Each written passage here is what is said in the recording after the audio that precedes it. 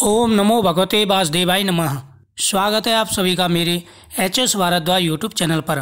पुत्र प्राप्ति के लिए सुने पुत्रदा एकादशी की कथा। आज के दिन जितना ज़्यादा हो सके उतना इस कथा का श्रवण करना चाहिए। इस कथा को 108 बार सुनने से पुत्र प्राप्ति होती है। 108 बार ना सुन सकें तो कम से कम 11 बार या 21 बार इस कथा का श्रवण जरूर करना चाहिए। भगवान के सामने तुलसी पत्र अर्पण करें, केले का फल अर्पण करें, फिर इस कथा का श्रवण करें। उसके बाद में वह प्रसाद के रूप में आप खा लें। आपको पुत्र प्राप्ति का, धन प्राप्ति का आशीर्वाद प्राप्त होगा।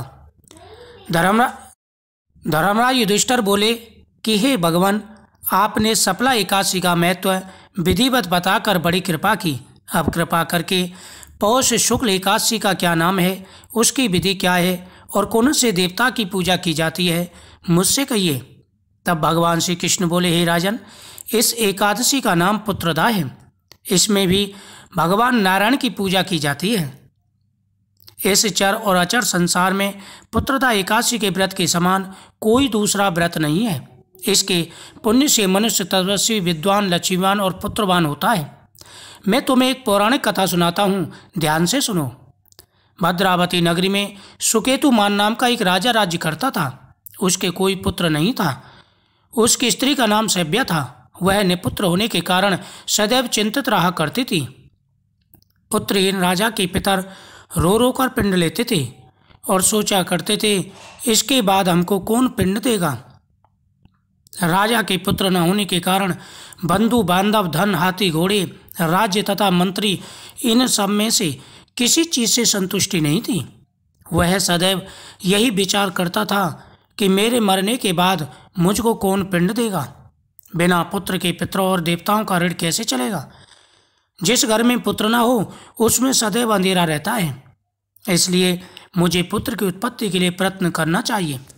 वह राजा दिन रात इसी विचार में लगा रहता था। जिस मनुष्य ने पुत्र का मुख देखा वह धन्य है। उसको इस लोक में यश और परलोक में शांति मिलती है, अर्थात उसके दोनों लोग सुधर जाते हैं। पूर्व जन्म के कर्म से ही इस जन्म में पुत्र, धन आदि प्राप्त होते हैं। राजा इसी प्रकार रात दिन चिंता में लगा रहता था। एक समय राजा ने अपने शरीर को त्यागने का विचार किया, परंतु आत्मघात को महान पाप समझकर उसने ऐसा नहीं किया। राजा जब दिन रात यही विचार करता रहता था, एक बार उसने विचार किया, ऐसे जीवन से क्या फायदा, इसलिए इस जीवन को त्यागना ही उचित है। लेकिन आत्महत्या को महान पाप समझ करके उसने ऐसा नहीं किया।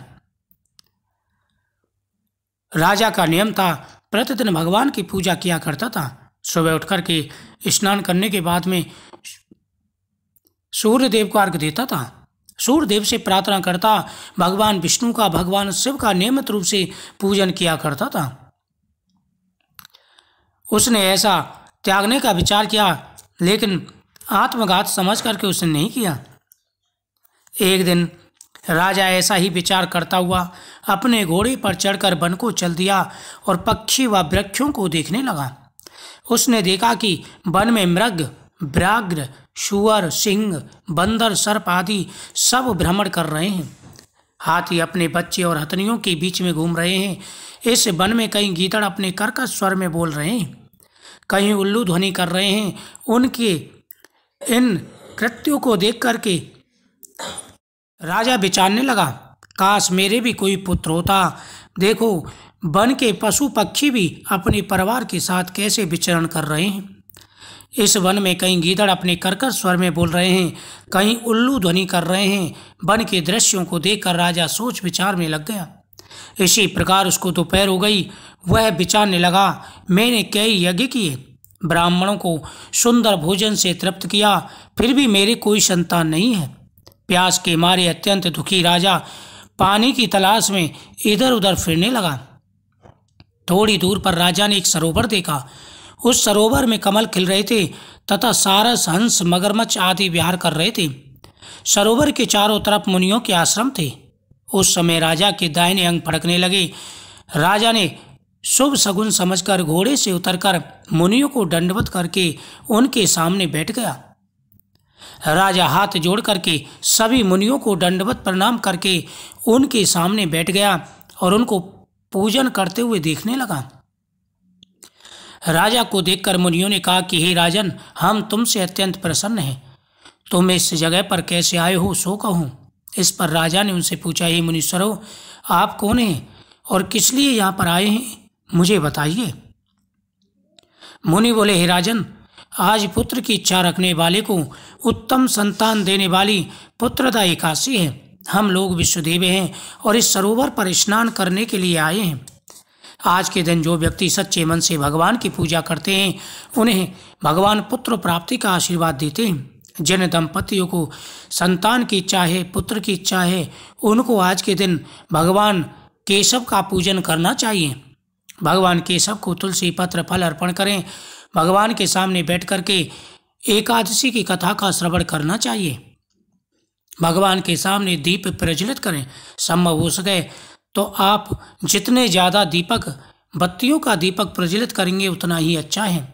उसके बाद में ओम नमो भगवते वासुदेवाय नमः मंत्र का जाप करते हुए भगवान से पुत्र प्राप्ति के लिए प्रार्थना करनी चाहिए। हे राजन, आज के दिन पुत्रदा एकादशी का व्रत है और पुत्र की इच्छा रखने वाले को यह व्रत अवश्य करना चाहिए। इस पर राजा बोला, हे मुनीश्वरों, मेरे भी कोई पुत्र नहीं है। यदि आप मुझ पर प्रसन्न हो तो एक पुत्र का वरदान दीजिए। मुनि बोले, हे राजन, आज पुत्रदा एकादशी का तुम व्रत करो। इससे भगवान गोविंद प्रसन्न होकर के तुम्हें अवश्य ही पुत्र प्राप्ति का आशीर्वाद देंगे। मुनि के वचनों के अनुसार राजा ने उस दिन एकादशी का व्रत किया। द्वादशी को उसने पारण किया और मुनि को प्रणाम करके अपने महल को वापस आया। अंत में रानी ने गर्भ को धारण किया और 9 महीने के पश्चात उसके एक उत्तम पुत्र रत्न पैदा हुआ। वह राजकुमार बड़ा होकर अत्यंत वीर, धनवान, यशस्वी और प्रजा का पालक हुआ। भगवान श्री कृष्ण बोले, हे राजन, पुत्र प्राप्ति के लिए पुत्रदा एकादशी का व्रत करना चाहिए। जो मनुष्य पूरे श्रद्धा के साथ इस व्रत को करता है उसके अवश्य ही पुत्र प्राप्ति होती है। इस दिन गौ माता की पूजा, भगवान विष्णु का पूजन, भगवान शिव का पूजन व पीपल वृक्ष के नीचे दीपक जलाकर के परिक्रमा करनी चाहिए और पुत्र की इच्छा बोलते हुए वहाँ पर निवेदन करना चाहिए। ऐसा करने से सभी देवता और पितर प्रसन्न होकर के पुत्र प्राप्ति का आशीर्वाद प्राप्त करते हैं। आज के दिन झूठ नहीं बोलना चाहिए, चावल का प्रयोग नहीं करना चाहिए, तामसिक भोजन नहीं करना चाहिए, दूसरे के घर का अन्न नहीं खाना चाहिए। अगर नियम पूर्वक इस व्रत को रखते हैं तो अवश्य ही पुत्र प्राप्ति होगी।